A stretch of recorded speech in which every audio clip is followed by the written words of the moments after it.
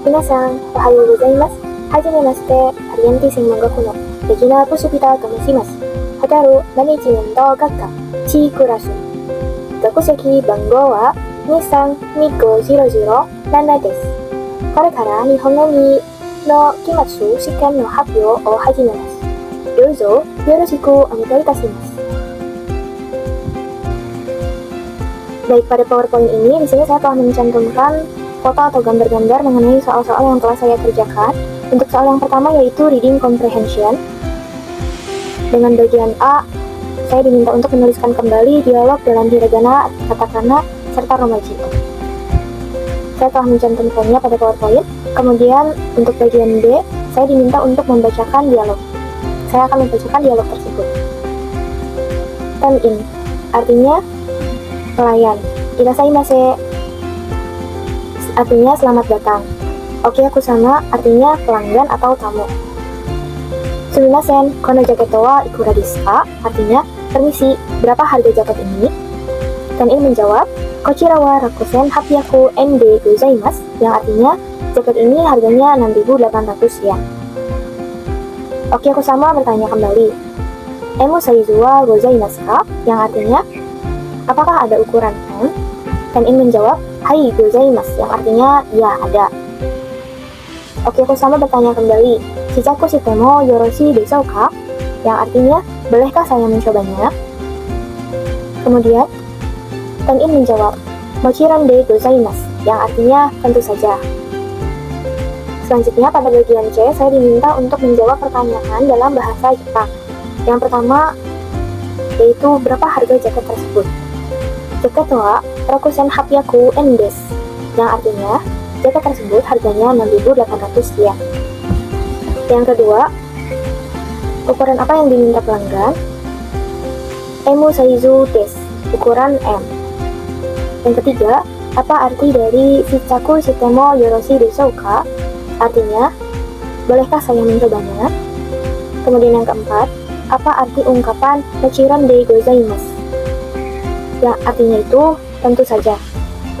Yang kelima, sebutkan dua ungkapan keigo dalam dialog tersebut.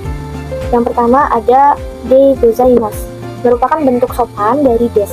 Kemudian ada yoroshi desou ka, yang artinya merupakan ungkapan sopan untuk meminta izin. Baik, untuk soal nomor 2 mengenai restoran etik. Di sini diminta untuk menerjemahkan pernyataan dan memilih pernyataan yang benar. Yang pertama, memberikan tips setelah makan. Bahasa Jepangnya tabeta atau chipu o watashimasu. Ini tidak sesuai dengan etika restoran di Jepang. Yang kedua, berbicara dengan suara keras di restoran. Bahasa Jepangnya restoran de okina koena de hanashimasu. Ini juga merupakan ketidaksesuaian etika di restoran Jepang karena dianggap tidak sopan. Kemudian yang ketiga, mengucapkan gochishou sama deshita setelah makan. Bahasa Jepangnya tabeta atau gochishou sama deshita oto iimasu. Ini merupakan jawaban yang benar. Kemudian yang keempat, menggunakan telepon dengan suara keras di restoran. Bahasa Jepangnya restoran de okina koe de denwa oshimasu. Ini juga merupakan pernyataan yang salah atau kode etik yang salah, karena di Jepang, ini dianggap tidak sopan dan tidak sesuai dengan etika restoran di Jepang. Oke, lanjut dengan nomor 3. Nomor 3 di sini menentukan benar salahnya, kemudian menerjemahkan pernyataan dalam bahasa Jepang menggunakan hiragana, katakana, dan romaji. Untuk penulisannya sudah saya upload, kemudian saya akan membacakan dan menentukan pernyataan yang benar dan yang salah. Yang A, slurping noodles dianggap tidak sopan di Jepang. Bahasa Jepangnya, ramen o susuru koto wa shitsurei desu. Ini merupakan pernyataan yang salah, karena di Jepang, slurping noodle justru wajar dan dianggap menikmati hidangan yang telah diberikan. Yang kedua, memberikan tip merupakan budaya umum di Jepang. Bahasa Jepangnya, ochipu ogeru koto wa nihon no bunka desu. Ini merupakan pernyataan yang salah. Kemudian yang ketiga, pelayan restoran atau hotel harus menggunakan keigo pada pelanggan. Bahasa Jepangnya, restoran ya hoteru no stafu wa okiyakusama ni keigo tsukaimasu. Ini merupakan pernyataan yang benar karena pelayanan di restoran atau di hotel harus menggunakan keigo. Kemudian yang keempat, pelanggan boleh memotong antrian. Bahasa Jepangnya, okiyakusama wa junban o nukashite mo ii desu. Ini merupakan pernyataan yang salah. Yang kelima, kebersihan merupakan bagian penting dari konsep omotenashi. Bahasa Jepangnya, seikatsu wa omotenashi to taisetsu na bubun desu. Ini merupakan pernyataan yang benar. Selanjutnya, soal nomor 4. Membuat 4 kalimat sederhana menggunakan pola yang ditentukan. Yang pertama, present positif. Contohnya yaitu kono hoteru wa kirei desu, artinya hotel ini bersih. Yang kedua, present negatif. Kalimatnya kono jaketo wa takakunai desu, artinya jaket ini tidak mahal. Yang ketiga, past positif. Kalimatnya kino restoran de tabemashita, artinya kemarin saya makan di restoran. Yang keempat, past negatif. Kalimatnya kino jaketo o kaimasen deshita, artinya kemarin saya tidak membeli jaket. Pada soal yang kelima yaitu basic kanji writing. Di sini menuliskan kanji angka 1 sampai 10, kemudian menuliskan kanji dari kata-kata yang telah ditentukan oleh sensei. Setelah selesai, lalu diminta untuk dibacakan setiap katanya dengan pelafalan yang jelas. Sudah saya kerjakan dan sudah saya cantumkan pada PowerPoint. Di sini saya akan membacakan basic kanjinya, kanji angka dari 1 sampai dengan 10. 1 ichi, 2 ni, 3 sang, 4 yon atau si, 5 go, 6 roku, 7 nana atau shichi, 8 hachi, 9 kyu atau ku, 10 ju atau zero. Selanjutnya kanji kata. Nihon artinya Jepang, Hitojin artinya orang, Otoko artinya laki-laki, Ona artinya perempuan, Ko artinya anak, Kyaku artinya tamu, Kaikei artinya tagihan atau bill, Nichi artinya hari, Tsuki atau Jutsu artinya bulan, Toshi atau nen artinya tahun. Baik, selanjutnya saya akan membacakan atau menjelaskan resume yang saya dapat dari sesi pertama seminar oleh Hiroshi Hisanaga-san. Hisanaga-san menjelaskan makna omotenashi melalui pengalamannya membantu mahasiswa internasional di Fukuoka. Ia membangun komunitas yang mengadakan berbagai kegiatan budaya seperti home party, festival di Jepang, wisata, dan pengalaman budaya agar mahasiswa asing merasa diterima dan nyaman. Kemudian poin-poin yang saya dapat, yang pertama yaitu omotenashi adalah keramah tamahan yang tulus tanpa mengharapkan imbalan. Kemudian yang kedua, membangun hubungan antara budaya melalui berbagai kegiatan, lalu menjadi penghubung antara masyarakat lokal dan mahasiswa internasional. Hal baru yang saya dapatkan yaitu saya mengetahui omotenashi ternyata tidak hanya diterapkan di restoran atau juga di hotel-hotel, namun juga dalam kehidupan sehari-hari selalu diterapkan melalui kepedulian terhadap orang-orang lain, seperti itu. Kemudian manfaat bagi hospitality dari materi ini yaitu mengajarkan pentingnya memberikan pelayanan yang profesional, ramah, peduli, serta menciptakan pengalaman yang berkesan bagi para tamu. Seperti itu.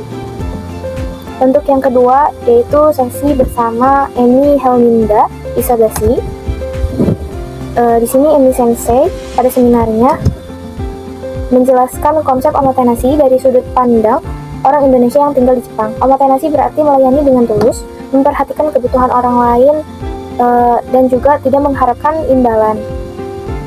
Sama seperti seminar dengan Hisanaga Sensei tadi, yang pertama, konsep yang dijelaskan oleh Emi Helminda Sensei itu diterapkan di restoran, di transportasi, lingkungan, masyarakat, pelayanan kesehatan, hingga hotel.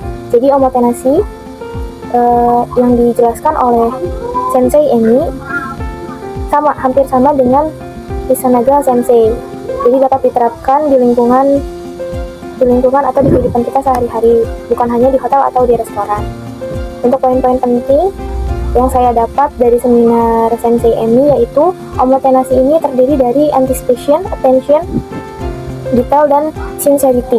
Kemudian ada pelayanan Jepang yang selalu ramah, teliti, disiplin, dan juga profesional. Lalu yang ketiga, nilai utama omotenashi adalah kesabaran, empati, ketelitian, serta konsistensi. Hal baru yang saya peroleh yaitu saya memahami bahwa pelayanan terbaik adalah pelayanan yang mampu mengantisipasi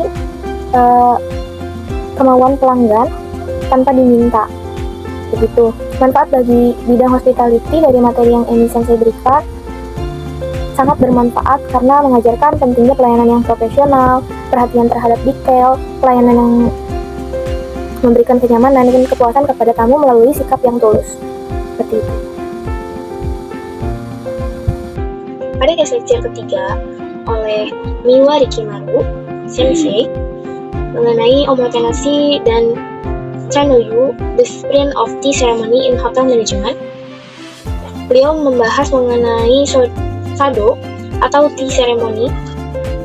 Ia juga menjelaskan tea room sebagai microcosm of Japanese culture. Lalu ada 4 prinsip, yaitu wa, yang artinya bergaul dengan orang lain. Yang kedua, kei, yang artinya respect satu sama lain. Yang ketiga, sei, yaitu kesucian hati, bukan hanya penampilan luar. Yang keempat, jakku, yang artinya pikiran yang tetap tenang dalam kondisi apapun. Kemudian, ada 7 prinsip menghibur tamu. Yang pertama yaitu menyiapkan teh untuk tamu. Yang kedua, mengatur arang agar air mendidih dengan benar. Yang ketiga, menjaga ruangan tetap hangat di musim dingin dan sejuk. Kemudian yang keempat, mengatur bunga seolah-olah ada di alam liar. Kemudian yang kelima, tepat waktu. Yang keenam, mempersiapkan peralatan hujan meskipun tidak hujan. Kemudian yang ketujuh, menjadi mindful kepada sesama tamu. Pesan dan harapan saya selama berkuliah mengikuti mata kuliah Japanese for Daily, Conversation and Hospitality, saya merasa senang. Melalui mata kuliah ini, saya belajar percakapan dasar bahasa Jepang, keigo, kebudayaan Jepang, serta etika pelayanan. Kemudian saya juga berharap kemampuan bahasa Jepang saya mampu terus meningkat dan juga berguna ketika saya bekerja di bidang hospitality, seperti itu. Dan lagi jika nanti bertemu lagi dengan sensei atau belajar lagi bahasa Jepang dengan sensei manapun, semoga bisa tatap muka belajarnya gitu agar lebih efektif, karena kalau misalkan online pemahamannya agak kurang, faktor dari sinyal atau faktor dari handphone, jadi kadang ada salah paham, kadang ada yang kelewat informasinya. Jadi saya harap kalau misalkan nanti bertemu lagi, semoga bisa belajar tatap muka seperti itu. Kore de watashi no happyo o owarimasu. Goizouchou arigatou gozaimashita. Ohayou gozaimasu.